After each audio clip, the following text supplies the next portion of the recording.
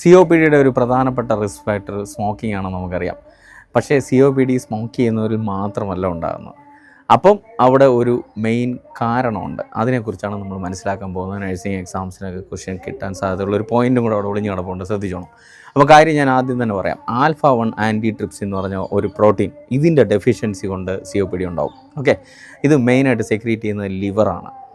കുറച്ചുകൂടെ കാര്യങ്ങൾ നമുക്ക് കണക്ട് ചെയ്ത് പഠിക്കാം. COPDയിലെ ഏറ്റവും പ്രധാനപ്പെട്ട കണ്ടീഷൻ എന്ന് പറഞ്ഞാൽ എംഫൈസിമയാണെന്ന് നമുക്കറിയാം അല്ലേ. ആൽവിയോളൈ അല്ലെങ്കിൽ എയർ സാക്ക്, അതിൻ്റെ വാളിൻ്റെ ഡാമേജാണ് പ്രധാനമായിട്ടും ഉണ്ടാകുന്നത്. മനസ്സിലായോ? അപ്പം ഈ ആൽവിയോളയും ലങ്സിനെയൊക്കെ പ്രൊട്ടക്റ്റ് ചെയ്യുന്ന ഒരു ഷീൽഡ് പോലെ ഞാൻ പറഞ്ഞ ആ ഒരു ആൽഫ-1 ആൻറ്റിട്രിപ്സിൻ എന്ന് പറഞ്ഞാൽ ആ പ്രോട്ടീൻ സഹായിക്കും. കുറച്ചും കൂടെ അതിനകത്ത് കണക്ട് ചെയ്യാനുണ്ട്. ശരിക്കും പറഞ്ഞാൽ ഈ ആൽഫ-1 ആൻറ്റിട്രിപ്സിൻ എന്ന് പറഞ്ഞ പ്രോട്ടീൻ എന്താണ് ചെയ്തു തരുന്നതെന്ന് ചോദിച്ചാൽ അതൊരു എൻസൈമിനെ കൺട്രോൾ ചെയ്യും. അതേതാണെന്ന് ചോദിച്ചാൽ ന്യൂട്രോഫിൽ ഇലാസ്റ്റേസ് എന്ന് പറയും. ഈ ന്യൂട്രോഫിൽ ഇലാസ്റ്റേസ് എന്ന് പറഞ്ഞ എൻസൈമാണ് ലങ്സിനെ നശിപ്പിക്കുന്നത്, അല്ലെങ്കിൽ ആൽവിയോളയ്ക്ക് ഡാമേജ് ഉണ്ടാക്കി COPD അല്ലെങ്കിൽ എംഫൈസിമ ഉണ്ടാക്കാൻ പ്രധാന കാരണക്കാരൻ.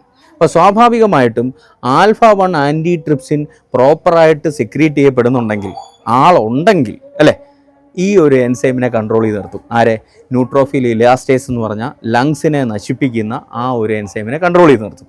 അപ്പോൾ അതിൻ്റെ കുറവുണ്ടായാലോ, ആൽഫ-1 ആൻറ്റിട്രിപ്സിൻ്റെ ഡെഫിഷ്യൻസി ഉണ്ടായിക്കഴിഞ്ഞാൽ ന്യൂട്രോഫിൽ ഇലാസ്റ്റേസ് അൺചെക്ക്ഡാവും, അല്ലെങ്കിൽ കൺട്രോൾ ഇല്ലാതെ കൂടാനും കണ്ടമാനം ആൽവിയോളാർ ഡാമേജ് ഉണ്ടാക്കി അത് COPDക്കും എംഫൈസിമയ്ക്കും ഒക്കെ കാരണക്കാരനാവുകയും ചെയ്യും.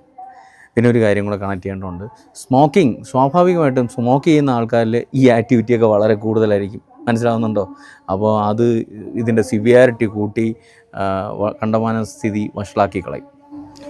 എൻഗ്ലക്സാറിൻ, DHA, HAD, MOH, prometric government exams, പ്രത്യേകിച്ച് DME, എയിംസ്, നഴ്സിംഗ് ട്യൂട്ടർ പോലുള്ള എക്സാംസിനൊക്കെ പ്രിപ്പയർ ചെയ്യുന്നവരാണെങ്കിൽ നിങ്ങൾക്ക് പറ്റിയ കോഴ്സുകൾ നമ്മൾ പ്രൊവൈഡ് ചെയ്യുന്നുണ്ട്. പ്രത്യേകിച്ച് 60 hours crash course, 5 days crash course, എൻഗ്ലക്സാറിന് വേണ്ടി ഡീറ്റെയിൽ ആയിട്ടുള്ള ക്ലാസ്സുകൾ ഒക്കെ അവൈലബിൾ ആണ്. അപ്പം കൂടുതൽ ഡീറ്റെയിൽസ് അതിനെക്കുറിച്ച് അറിയാൻ വേണ്ടി ഞാൻ കൊടുത്തിട്ടുള്ള നമ്പറിൽ കോൺടാക്റ്റ് ചെയ്യാം.